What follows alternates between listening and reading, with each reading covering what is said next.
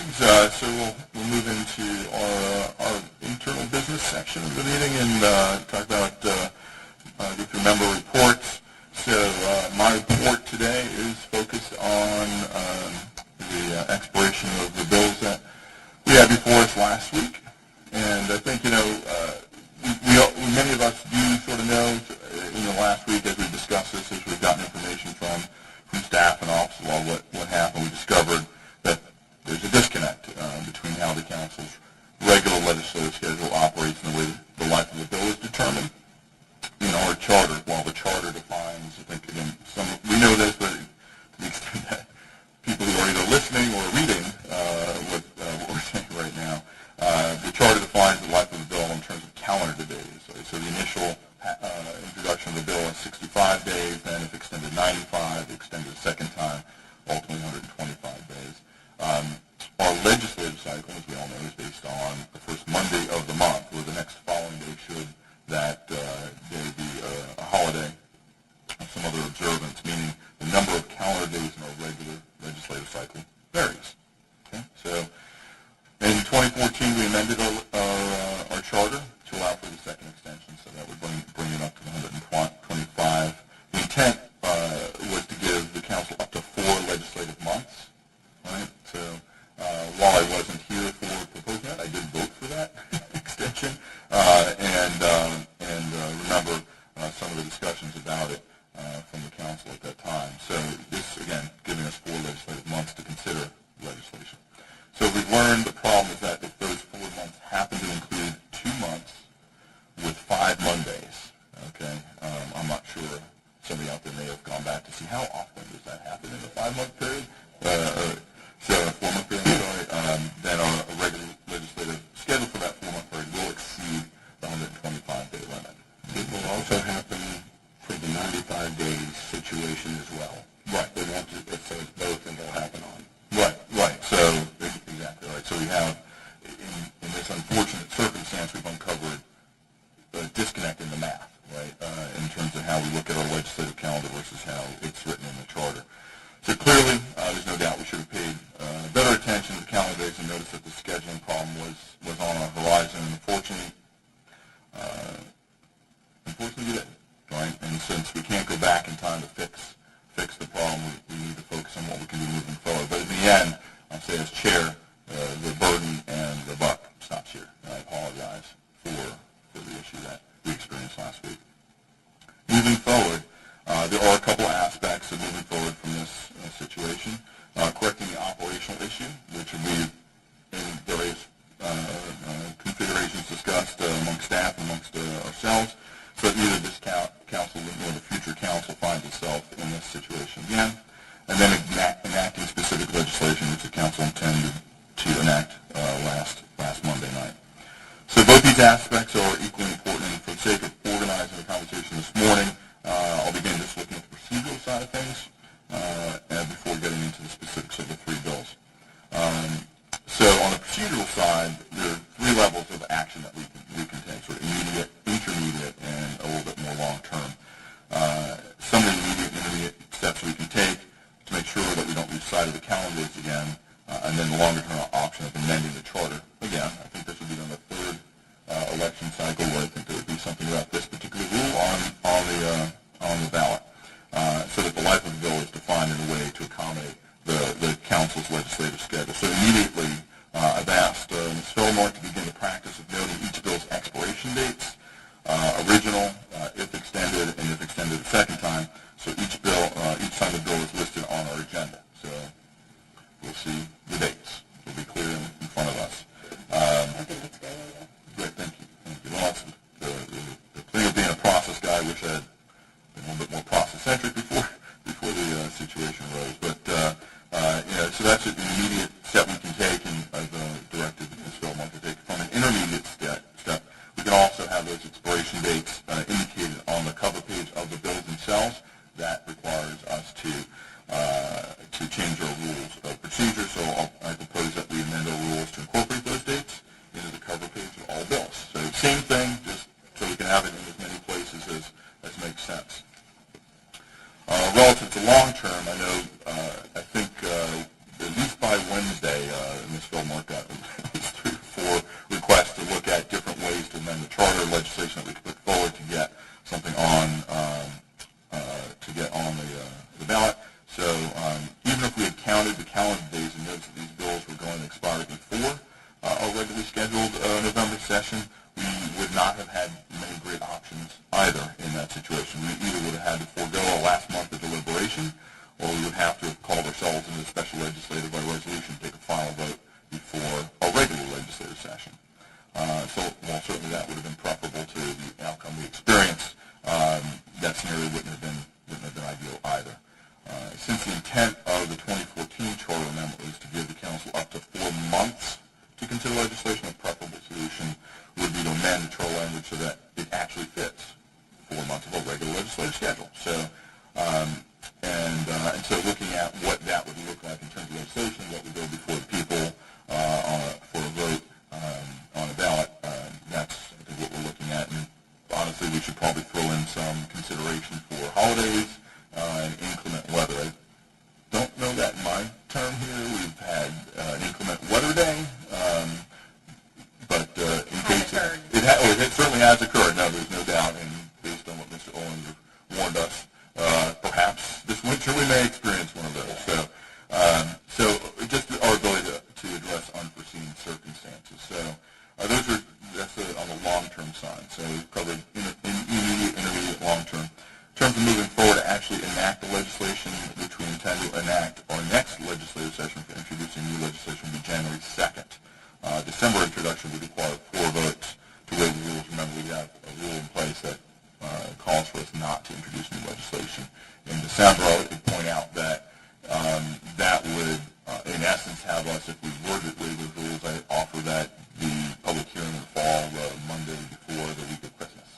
And some of the reasons why we moved the December date out, the rules to change the December date was to address concerns we're getting from the community about having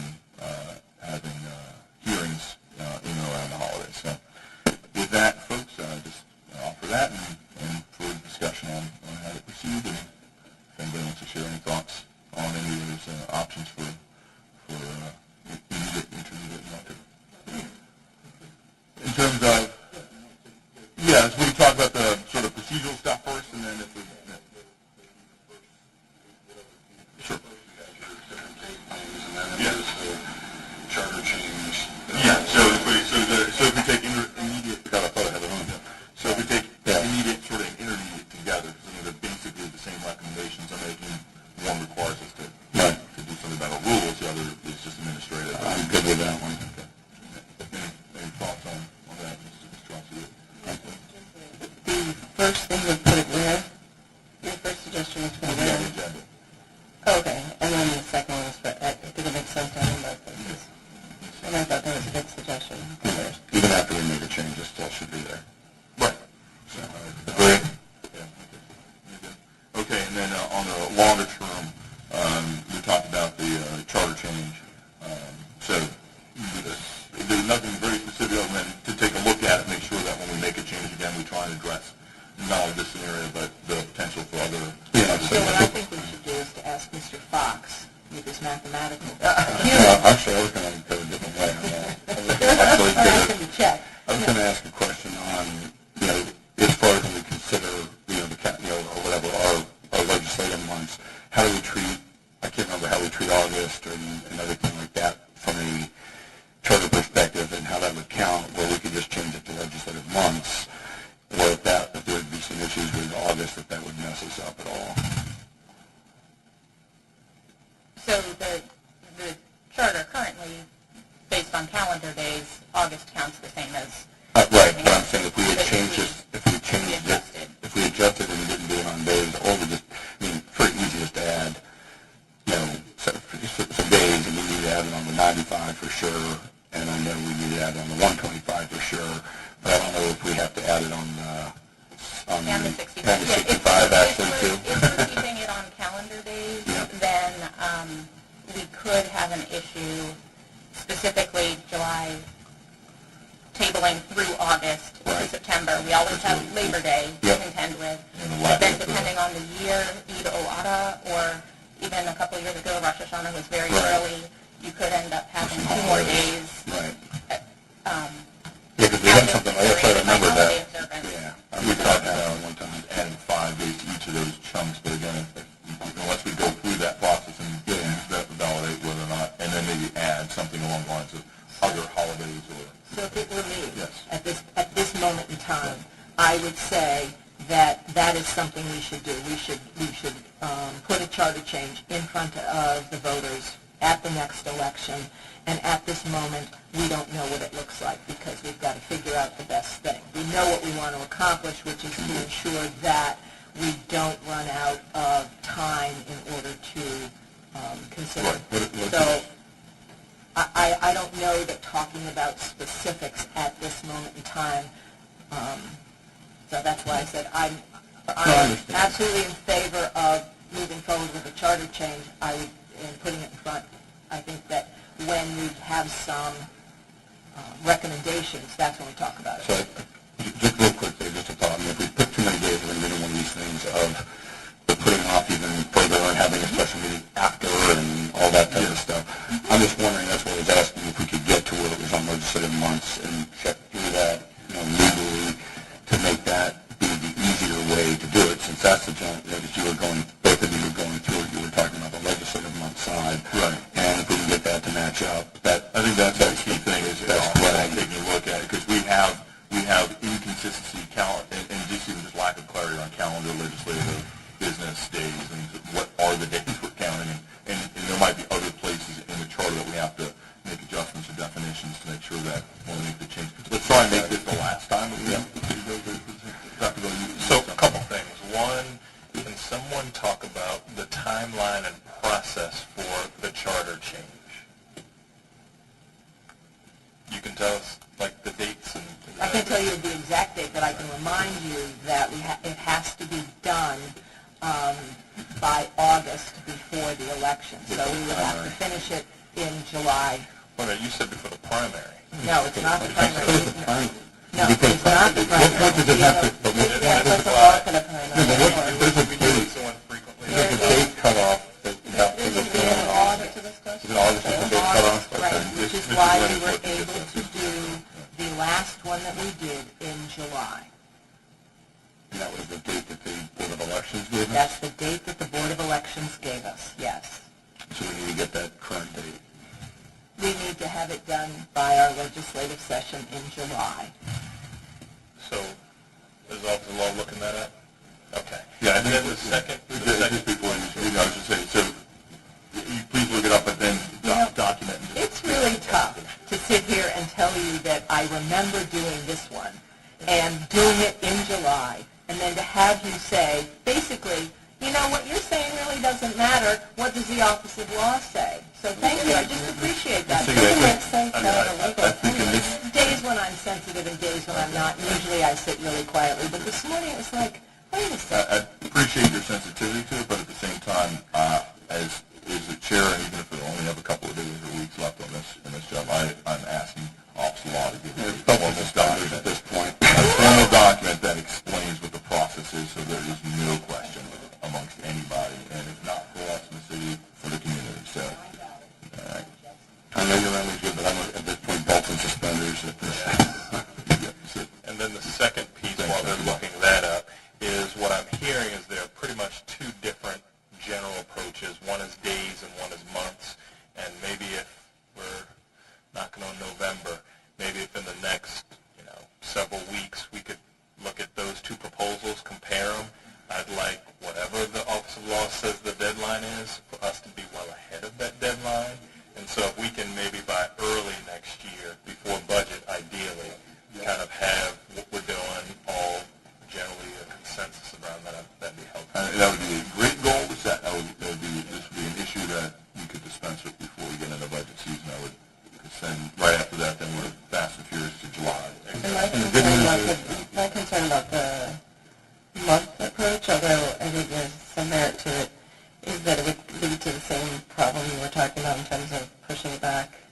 Like you could wind up, when in the month would it be? Is it the first, it can only be done the first Monday, and we've already had it? No, it's our legislative month. That's what I was talking So about. anytime during the month, it could be at the end of the month. That's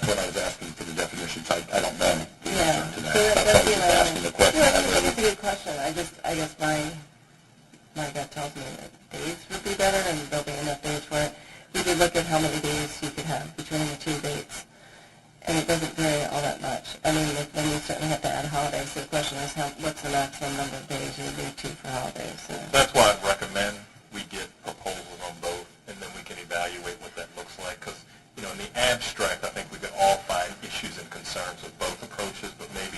Proposals from staff or proposals from... I would agree with you, Dr. Ball, on that. Absolutely. Just to be clear, and we can get the ops log and our staff to document this, but if we're going to achieve the goal you set out, Dr. Ball, which I agree, it's February filing for March intro and April vote to get us done before the budget, before the charter change. Okay, and you're expecting that from the Spellberg, or where are you expecting those proposals? Because, do you mean like council members are going to proposals? No, definitely not. Okay, so I just want to make sure that, and that's often called legislation. I believe Ms. Feldmark understands what we're trying to accomplish. I think she can coordinate and get us to get various buy-in and track us down. We'll look at how we can best address this, and even if it is based on number of days, at this point, I think we should work on language for giving the council a way to address unforeseen circumstances should those days expire. I agree. So do you have Mr. Reynolds?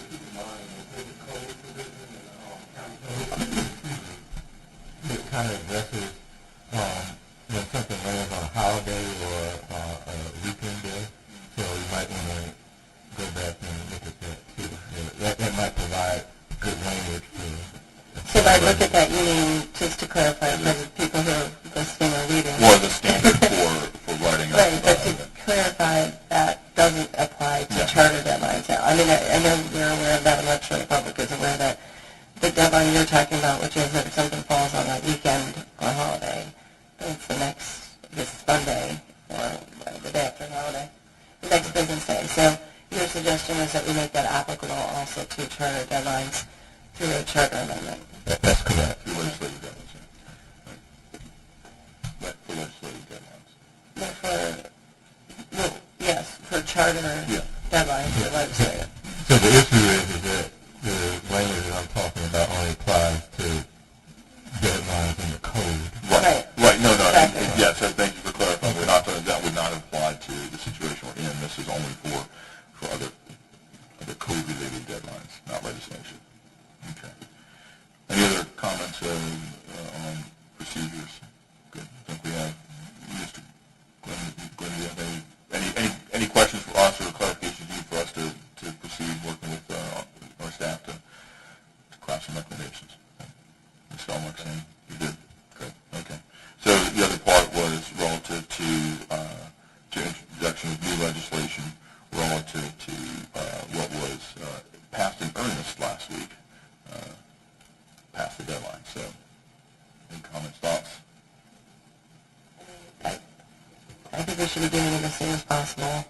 It doesn't make any sense for us to try to do it in December if we don't have 4 votes, but it seems to me, and I know I'm raising the same issue that I raised last year when we voted to not have legislation in December, but I think that boxes us in, and in this case, moving forward, I think as soon as possible makes sense. So if we could do it in December, that would make sense to me.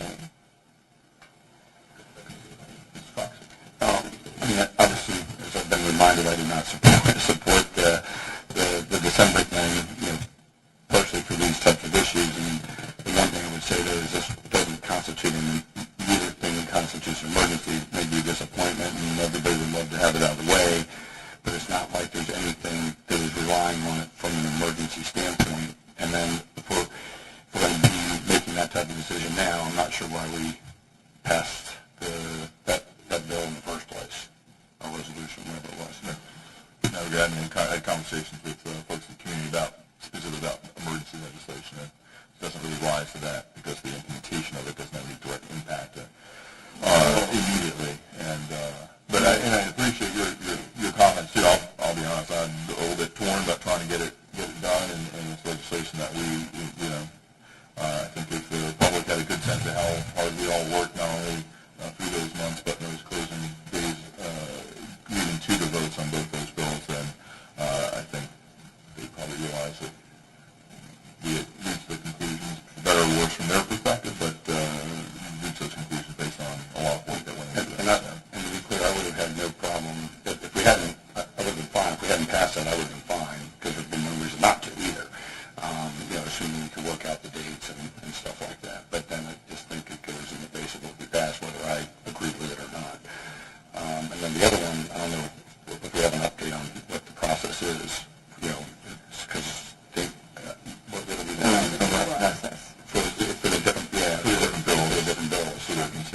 So what I was going to say is that as much as we would all like to have been done, right?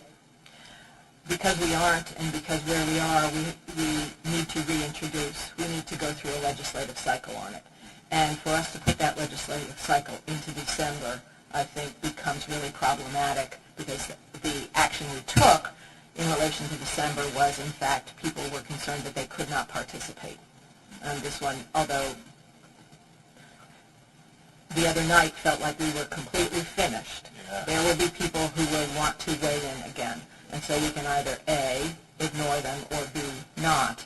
And I would suggest that this council has never chosen to ignore. So that's something. I will also tell you that CB60, because of the fact that it was a ZRA, has to go back through the planning board. So there's no way that CB60 could be introduced at this point in time. The planning board is currently scheduling out into February. And so I have asked for consideration for a potential earlier date for CB60 again, since it would be not a total rehearing of it all over again, but a look by the planning board at the amendments that were added. So, but I don't have a confirmation of any date, because that will be at the pleasure of the planning board members. So, can I just ask this about the city? You say it would only be on the changes. Is that a legal opinion that you have? I've been talking with Mr. Johnson on They that. didn't, Well, we have Mr. Johnson here, so he can clarify. and we didn't have a message for that? Mr. Johnson. Previously submitted, so it would make sense that they would only be looking at the changes. Now they relate to the original bill. Okay, but it might make sense. Is there a legal restriction on folks? I mean, I don't want to start limiting the public.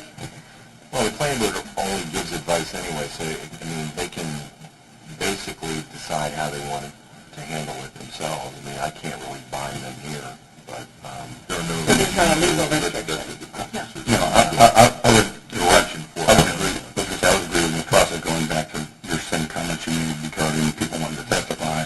People come and testify on other aspects of the bill, even stuff they've already discussed. I would think that that would be open. I would think from a timing perspective, they probably feel comfortable because they're not in their heads probably, you know, is maybe more what you're talking about, you know, as far as looking at the changes versus anything additional that people may have, having to do with the things they've already decided, doesn't mean they can't change. Well, to me, it seems like the planning board's going to look at it, and I think to your point, I mean, they might be looking at the change, but they have to look at it in total to see what the bill You is. can't bifurcate. So I would imagine that we're not going to, regardless of where they start from looking at what's changed, I would imagine. So I think one comment I just wanted to make to something you said, Mr. Fox, and about the about the process in December. It's a conversation, comment again I had with a member of the community over the weekend. It's that when they're asking about pushing forward December, emergency legislation consideration aside, is that to me it's a little bit of a conflict too, that we would be changing a regular process to fix a problem that broke in a regular process. So it's sort of in line with what you were saying, that I think we need to let this play out within the construct of our regular processes to make sure that we do follow all the pieces. And then, but just on the same vein about the planning board, Mr. Johnson, on CB62, understanding that it may not need to go back because it was only a... my understanding is that the bills as they were originally submitted are not really changed. I mean, it's CD62. 60, I believe 61 and 62. No, 61 changed quite a bit, but that didn't have a planning board.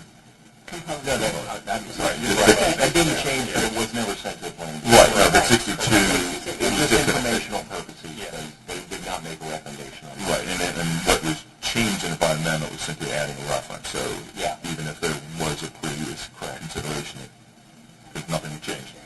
That reference will have to change, yes. So they could be on different, Right, timelines. right, okay. And that was one of the confirmed that. I believe they will actually be on different timelines, because, the beginning of January February is certainly a timeline that CB 61 and 62 can meet. Yes. And Yes. And 60 cannot. I think the earliest the council will see 60 come back is for February consideration. Right, no, and I appreciate you pointing that out. So there aren't going to summarize our intent. Our intent is not to send these bills, these three bills together, that we will, at the earliest for each of the bills, we would pursue them through our process. Dr. Corbin, do you have something else? You have a green light on. Okay. No, that's all right. Just want to make sure, Mr. Austin. Yeah, I think maybe we should take a look at that legislation again. Obviously, that's not going to change things for this month if folks don't agree, but Which legislation? the legislation that made it so that we can't consider legislation in December, I think, just as I said before, I think that's something that the chair can have at the chair's discretion. But when you run up to something like this or other things that come up in December, and there are other months where people have concerns. I mean, there's November, people have issues with us doing sort of heavy legislation right around, not voting in November, but like considering heavy legislation around Thanksgiving and everything an issue in July, well, I guess we don't do August already, but I just think that I would respectfully disagree. I think most of us will not even be here in December, and I think that the next council can figure that out. I would, not to respectfully disagree with your disagreement, but if you have some, when you started mentioning, I think there was something a little bit more to that about more discretion relative to legislation. Yeah, it's just I think the chair doesn't the chair already have, and maybe I'm asking the wrong person, To not introduce legislation. Yeah, that is definitely the chair's discretion. I don't believe the chair has that discretion with other council members. Not council members. That was The other chair council has members that for the, discretion. Just for the administration. yeah, The administration. right, so that's I think what came up before was the question of, I do remember December where we were considering downtown, for example, that wasn't my favorite December, but generally speaking, I think that I think the issues that also have to do around the public hearings and the work sessions, and those are the other months that are tough. We can always figure those out, and December becomes tough between staff and everybody else to try to get it. I think that was the rationale, and I understood it. I just thought we could have sort of worked through that without having the legislation high. But there's a bigger difference. I mean, We can suspend our rules, Right. and we can agree to do it. It would just take 4 votes in order to do it. Nothing in our rules,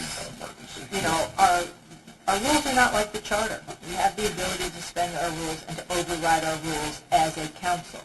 It just, and that's what I think we should be doing this month, that's all. And Mr. Austin, because I agree with your suggestion to take a look at sort of that part of our rules, and maybe we can incorporate that into the other process we have in place, which is looking at recommendations for the next council and making, I know we're going to be talking some other rules changes that we have. So for the next year, while we're all wrapping up this term, I would be, I think that you bring up a couple of good points, and if there are other ways we can address those concerns. But I as somebody who did vote for the change in our December rules, I think for a lot of reasons we've discussed here, even despite this situation we're in now, it still plays out as intended. So we have other council member reports to go through. If there's anything else, so colleagues, again, thank you for your thoughtful consideration on this situation that we're in, and appreciate the constructive conversation this morning on it. So Ms. Sadie, Patuxent.